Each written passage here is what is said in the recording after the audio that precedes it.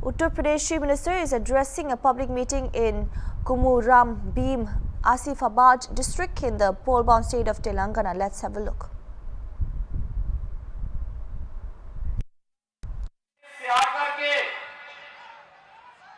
आप सभी तेलंगाना के भाइयों और बहनों से मिलकर के मुझे अत्यंत आनंद की अनुभूति हुई है।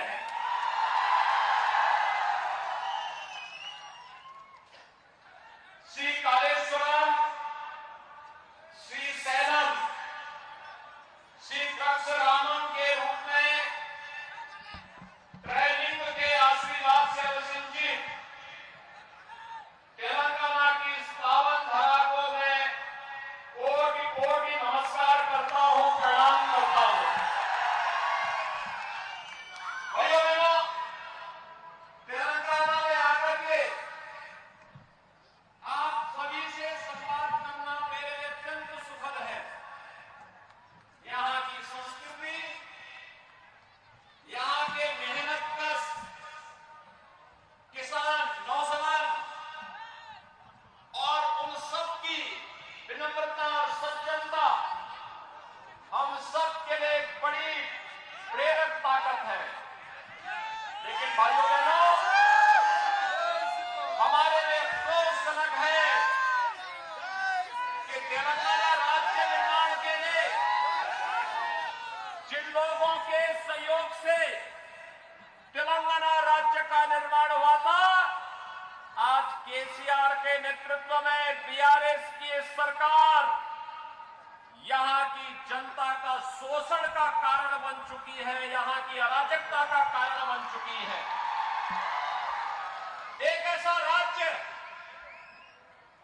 जो प्रकृति और परमात्मा की असीम कृपा प्राप्त किया है, वह आज अपनी पहचान और अपने अधिकारों के लिए तरस रहा है।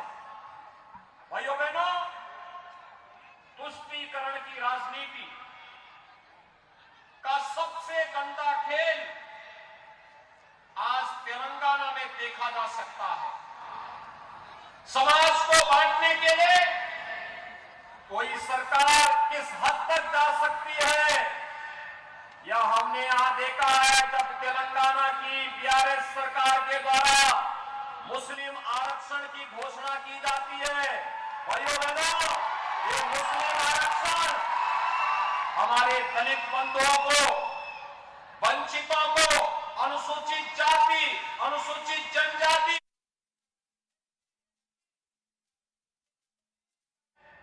यह हमने यहां देखा है जब तेलंगाना की बीआरएस सरकार के द्वारा मुस्लिम आरक्षण की घोषणा की जाती है। भाइयों बहनों, ये मुस्लिम आरक्षण हमारे दलित बंधुओं को, वंचितों को, अनुसूचित जाति, अनुसूचित जनजाति, एससी, एसटी, इन सभी कैटेगरी को, पिछड़ी जाति के लोगों को उनके हकों से वंचित करने की साजिश का हिस्सा है। भाइयों बहनों, ये बाबा साहब भीमराव अंबेडकर के द्वारा बनाए गए संविधान का भी अपमान है और इसीलिए आज मैं आपके पास आया आपसे विशेष अपील करने के लिए कि भारतीय जनता पार्टी की गवर्नमेंट तेलंगाना में लेकर के आप आएंगे, ये मुस्लिम आरक्षण समाप्त होगा और ये आरक्षण का लाभ यहाँ के एससी, एसटी, ओबीसी और यहाँ के गरीबों को प्राप्त होगा। मुस्लिम आरक्षण संविधान विरोधी है, किसी भी स्थिति में इसको लागू नहीं होने देना चाहिए। लेकिन बीआरएस और कांग्रेस मिलकर के देश को एक नए विभाजन की ओर ले जाना चाहती है और आपके हकों पर कुठाराघात करना चाहती है और इसीलिए आज हम सब यहां पर आए हैं।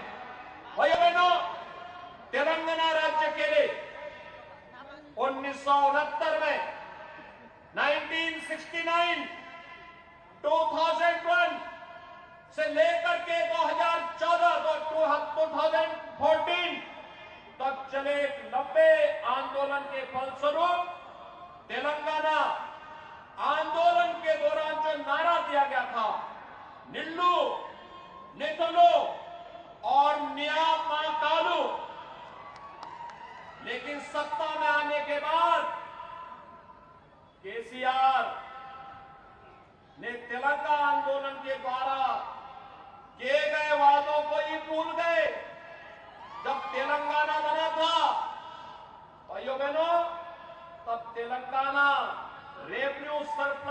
राज्य था, आज तेलंगाना 3 लाख करोड़ रुपए के कर्जे में फंस चुका है। याद करिए, आज बीआरएस का मतलब है भ्रष्टाचार, रिश्वतखोरी समिति। यानी बीआरएस का मतलब है भ्रष्टाचार, रिश्वतखोरी समिति। और यह यहाँ के नौजवानों के साथ, यहाँ के किसानों के साथ, यहाँ के महिलाओं के साथ बीआरएस आज यहां पर धोखा करने का कार्य कर रही है।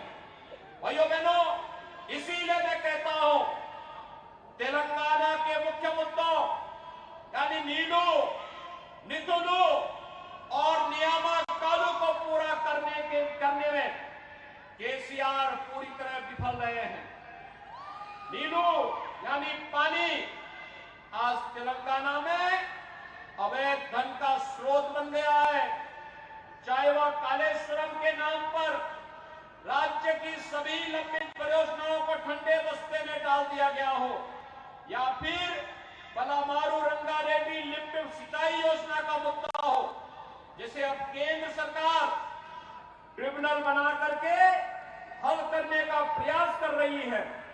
नितुलू यानी पैसा, परिवारों ने बैंकों से पैसा निकाल लिया है, जिसके चलते अमीर राज्य एक ऋण राज्य बन गया है। आज यहाँ पर केवल कर्जा है, राज्य पे कर्जा है। हर बच्चा पैदा होता है, यहाँ की सरकार की गलत नीतियों के कारण वह कर्ज के बोझ से दबा हुआ होता है। जो हाल आज तेलंगाना का है, भाइयों बहनों, वैसा ही 2017 के पहले उत्तर प्रदेश का भी हुआ करता था। याद करिए, 2017 के पहले उत्तर प्रदेश में हर दूसरे दिन एक दंगा होता था, महीनों महीनों कर्फ्यू चलता था। आज उत्तर प्रदेश में पिछले 6.5 वर्ष में कोई दंगा नहीं हुआ है, कोई कर्फ्यू नहीं लगा है। याद करिए, उत्तर प्रदेश में डबल इंजन की सरकार